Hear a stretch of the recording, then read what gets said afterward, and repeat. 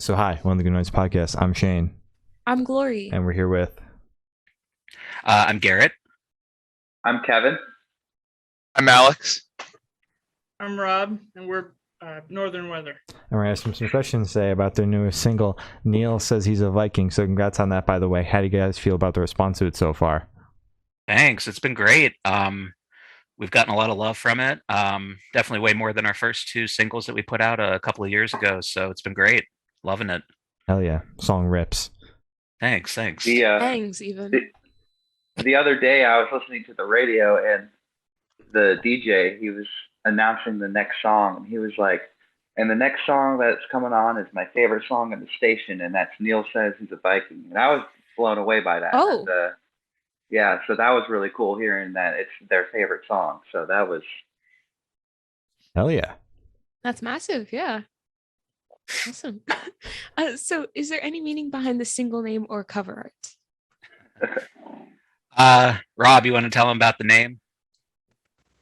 Well, the name has nothing to do with the song itself, but No. I have a buddy. His name is Neal. I met him. I used to work with him, and he went on a kick for a while about calling himself a Viking. And Neal is not even close to being a Viking. He's about 5'7", and he's Italian. So, but he likes, I don't know. He likes calling himself a Viking. So I just decided to name a song that. Okay. And that's how we came up with the name. And our cover art was done by a gentleman named Christian Arnder, who is a fantastic artist. We worked with him through the label, and I don't know if there's any specific meaning behind it necessarily, but parts of it do tie into the overall album cover that will be revealed hopefully early next year. All right, very exciting. Awesome. Yeah. So can you tell us a little about your writing process for this song? Yeah, so Rob and I kind of tag teamed this one a good bit. Rob came up with the riff, I know, early on, I think in the writing cycle kind of for the album, and we didn't have too much to lay down to it at the time. I know that he was kind of like, I don't know who's going to do it. I don't know. I don't have words. I don't have anything to say right now. So I was like, well, you know what? I got something to say. So I talked about a previous relationship of a friend of mine that had ended rather poorly. And I felt like I was in a pretty good inspirational place at the time to put those words down on it. And then I remember at practice, one time I came in and kind of just started noodling around on the bass, like where the song kind of drops off after the chorus part, and just picks up with a bass riff. Was just playing around with it, and like, that sounds kind of good. So we worked it out as a bridge, and the ending just kind of snapped together after that. Huh. Yeah. Solid. Right. So I want you four to tell us your favorite lyric off this track and the meaning behind it. Boy. Oh man. My personal favorite, I think it's actually honestly the favorite lyric that I've ever written for anything.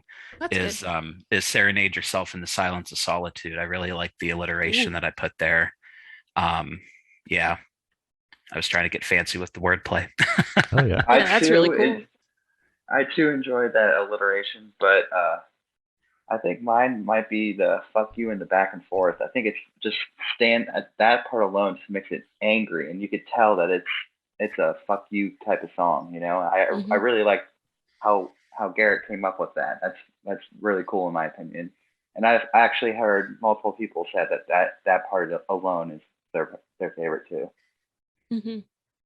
I'd say my favorite lyrics weren't even used in the song. Oh, deep In cuts. the beginning, Deep you cuts. guys, my favorite ending was, wait, what was it? It was, oh man, hold on. I just forgot. I forget how it begins. Come A on. glass of wine, the beer, the wine. What was it? Oh, so Rob, you yeah, said it a million times. Yeah, so That's the part where we like go into like about like wasting your life, it used to be a shot of Jack, a can of beer and a glass of wine. Like it was just like listing out drinks. Mhm. Mhm. Oh man, I forget. Oh yeah, I how forgot that about went. that. That was I the best. forgot all And I about do that. like, I guess I'll heal in my own time. There Those you are- go. Yeah, Mhm. I like that. Okay. Well, mine isn't as deep or thought out as these guys, but I like just in the beginning how we talk about how Cleveland isn't that long of a drive. I just like to give a little shout out to Cleveland because we don't live very far away from it. I feel like Cleveland doesn't get as much recognition as it deserves. It's a great city. It has its issues, but Don't we all? I think that's pretty cool. We incorporated that in there. All right. Solid. So where was your headspace at while you guys were writing this song? I was mad at my friend's ex because they were not nice. That's kind of a simple answer, I guess, but I guess that's kind of where it was. It was a bit of an anger thing, and a bit of frustration that I feel like everybody's just kind of like, whatever. And I'm like, no, this is not whatever. It's not cool. Like the way this went down. So I wanted to kind of shout it out, I guess, a bit into the void since everybody else is like, whatever, not a big deal. I'm like, no, I'm trying to stick up for my homie. All right. So true. Yeah. So how do you recommend your fans to listen to this track for the first time? Should they put it on at a party? Should they put on some headphones, turn off the lights, kind of listen to it in the dark? Should they work out to it? What do you guys I think personally recommend? Work out. I think this is definitely a song that you should listen with headphones. I think Okay. it really stands out when you listen with headphones. Anybody else? Or There you working go. out. I say it's probably a good workout song. It's pretty energetic, so Okay. Mhm. get some But cardio really, in. I would say it's definitely, it's a more energetic, I'd say, than the other two songs that we released, right? Yeah, Of more the two. upbeat for sure. Then I guess maybe it's a little more melancholy though. I guess if we're being honest, it's definitely not super upbeat lyrics. All right. Well, Yeah. the lyrics might not be upbeat, but it's definitely well, Garrett is very incorporated that anger into that song, and you could feel it. Like it's definitely something that might be good to work out to. I agree with that. All right. So this question should be super, super quick. Off the top of your head, I want you to describe the single for new listeners in 3 words. No more, no less. All 4. You have to do it. Oh, 3 words you said? Yes. 3 words. Angry, driving, Dynamic? dynamic. I don't know. I'm not very good with No, you words. got to come up with 3 new Well, ones. you Rob. got to come up with your own Yeah. 3. So I won't take dynamic from you, Rob. Okay, I was about to say, I'll- ouch. Angry, I'll say. Oh, driving. I'm gonna say Fierce. very well mixed. Ooh. Yeah. shout out to Steve Perino. Shout out to Steve. Yeah. Oh yeah. He's very good. Kevin, did you have your 3? I'll say cool as fuck. Okay. Hey, And Rob, you have dynamic. Another 2. I gave you back 1, Robert.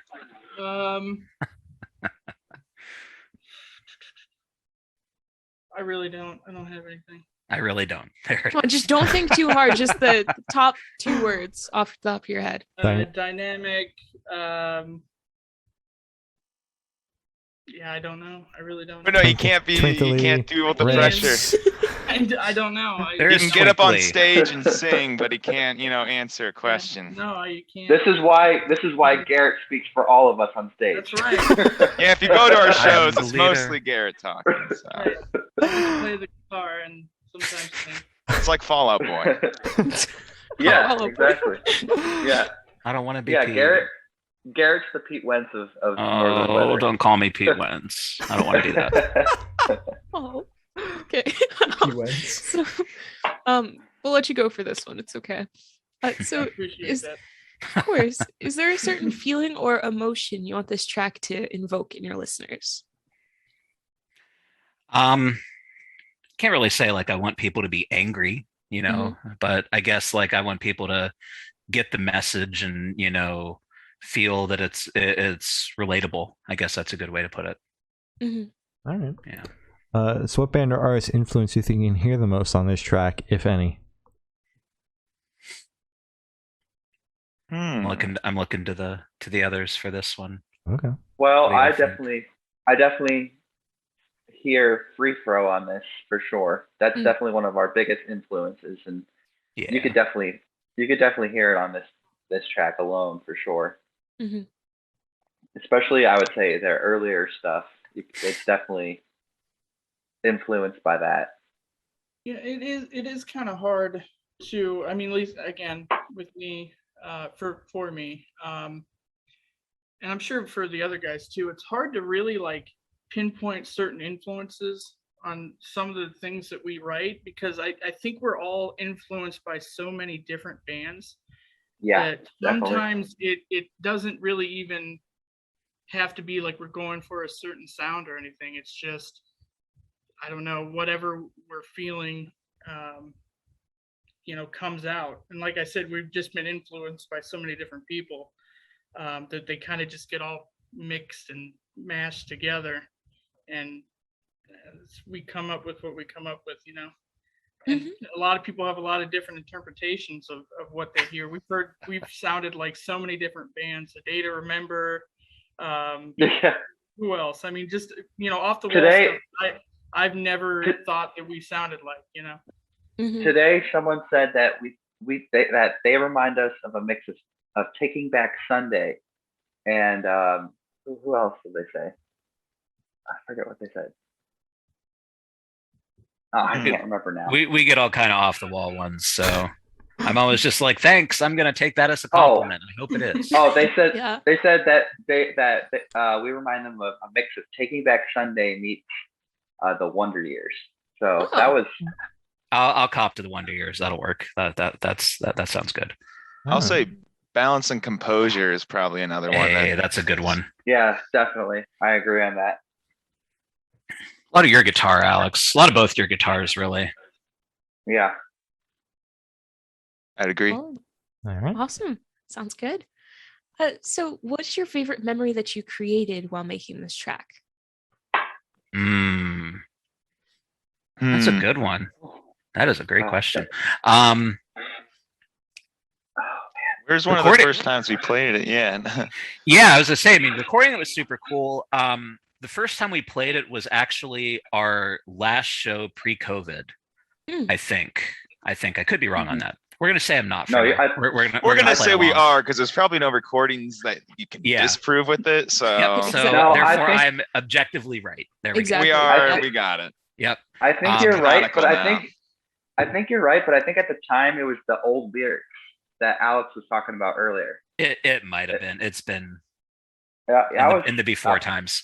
But that was really sweet, because I remember we opened the show with it, and it was one that nobody really knew. And at the end I yell out, and I'm not going to yell, but I yell out a lyric. And after that, I remember we had Kevin do like a couple of hits on the crash cymbal, and then we went into Forgive and Forget, our first single, and that was super cool. So I think for me that's a great memory. I like that. That's good. Anybody else? Or are we all in agreement? Yeah. Anybody else? I'd say, I mean, recording it was sweet though. Just the recording in general with Steve was really, I don't know.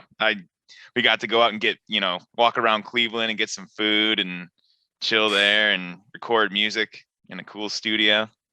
All right. I don't know, that had a lot of fun. Oh, That's yeah. cool. Yeah. So picture this: you're on tour, you're at a gas station for a rest stop. What is your snack of choice? Chili dogs. Huh? Chili. Right. You're trusting gas station chili dogs? You are didn't wanna braver say than anything. I. If it's a Sheetz, I will trust it. I love Sheetz chili. Okay. Sheets is one Or- thing. Your Or, driving Your uh, gas station is another. General, not general. Probably Flips. The chocolate pretzels. I love those things. Okay. I'd say gummy worms. So Sour true. gummy Yep. worms. That's a good one. Yep. That's a good one. I was actually going to say gummy bears. So Yeah. And some code red with it. Oh wait, was there only one thing? Did I break the rules? No, Nah, no you're good. rules. Sweet. Code red to wash it all down. There you go. Exactly. You got to wash that sugar down somehow. With more sugar. Yeah, with Exactly. more sugar. That's how you really wash it down. When you coat the whole inner, like, esophagus, Mhm. Oh it just my kind of, God, Alex. it's just flying down there at that point. Speeding up that. I would say like Reese's. I'd probably Ooh. grab. Oh, some yeah. Reese's.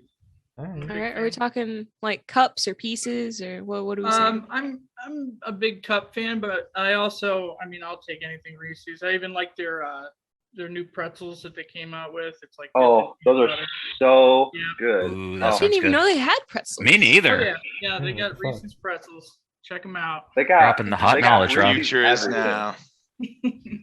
Okay, I gotta grab some of those. All right. Yeah. Good. So where do you guys see the band in the next 5 years? Well, 5 years. Probably have maybe So- half another album written. Half another album. Another. Okay. well, we already started writing a few more songs, so So maybe 4 years. Oh, yeah. Oh, Maybe 4. Maybe shit. we'll get there in 4. Oh shit. Hopefully by that point we maybe have like a couple of small tours under our belt. Hoping maybe, after this album drops early next year, we can get another EP out not long after that.